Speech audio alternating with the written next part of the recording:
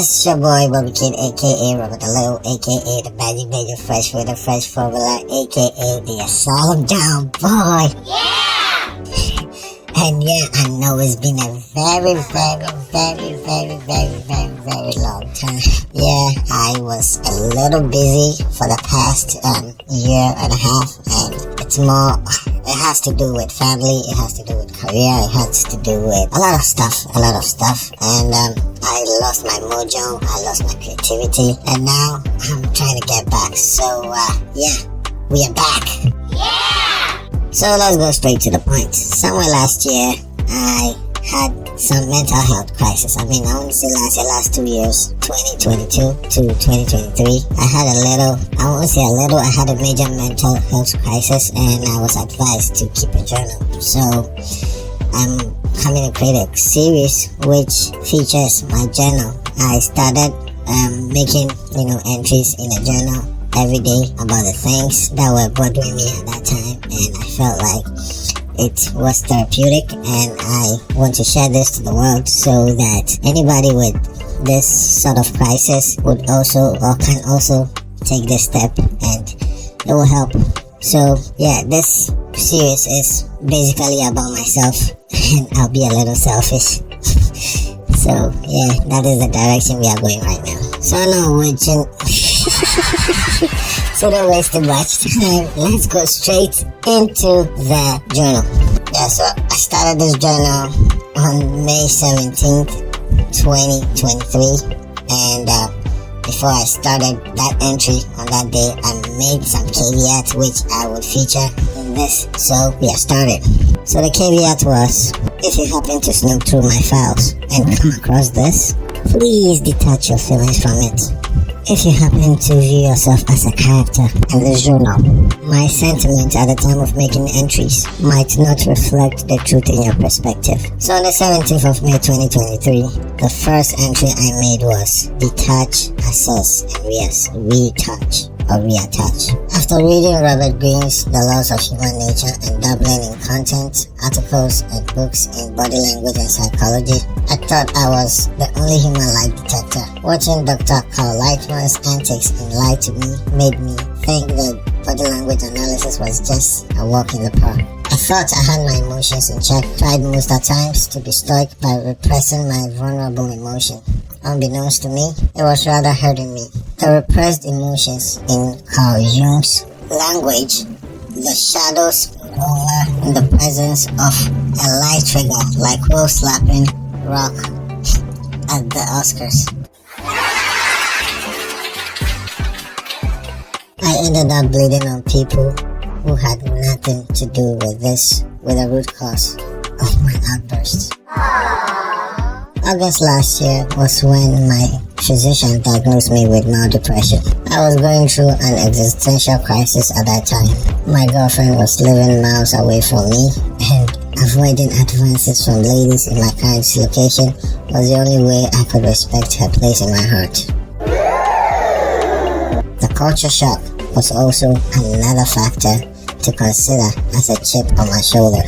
To make things worse, I was stuck in making my next move in this chess game of life. I was 32 years, taken away from my comfort zone and dropped into the abyss of Western culture. I never liked living with my family too. 2018 to 2019 was the era I considered the best period of my adult life, away from the shackles of judgment generated from an imaginary criticism from boring siblings and mom. I considered myself an extrovert born amidst introverts. Their only idea of fun is going out and eating in a restaurant when there is a birthday to celebrate. Work was also monotonous, and trying to move a step ahead was always hindered by my shadow. I guess I inherited the overthinking trait from my mother. It's been 3 years, and I still don't know which career to pursue.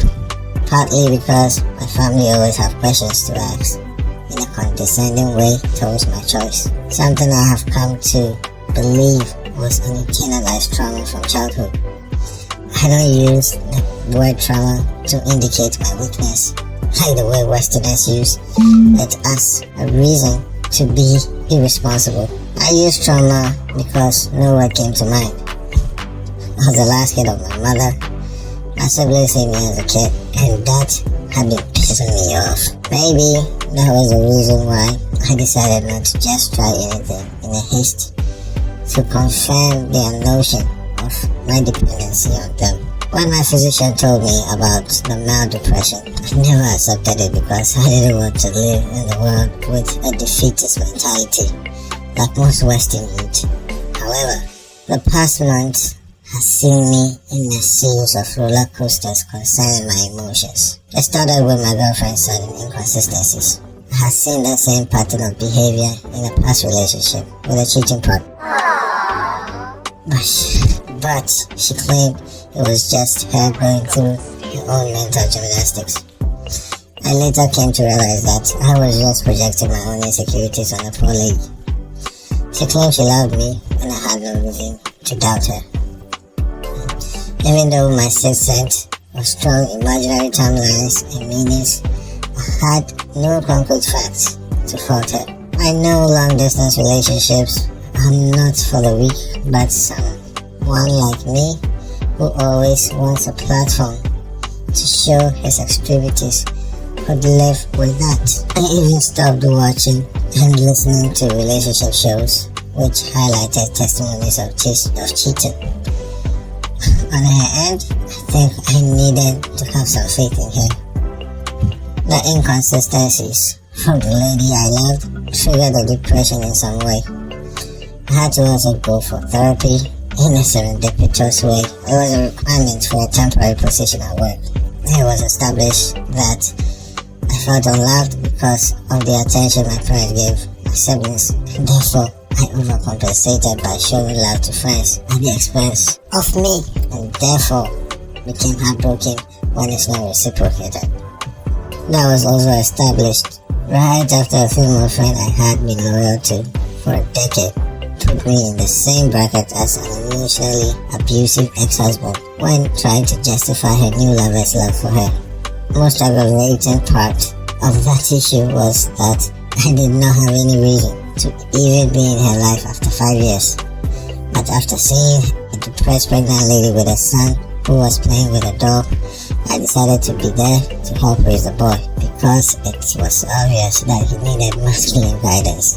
I guess living my home with constant electricity most of my weekends to sleep in power shortage, all in the name of being a friend, was not enough. Accommodating strangers and manipulating people at my own expense just to be relegated in the bracket of someone who tormented her life for years. I decided this week to be friends with only myself after therapy. I've not been on social media, being quiet most of the time, partially practicing Zen whilst mowing the lawn and grilling chicken as a form of having some introspection for once in my adult life.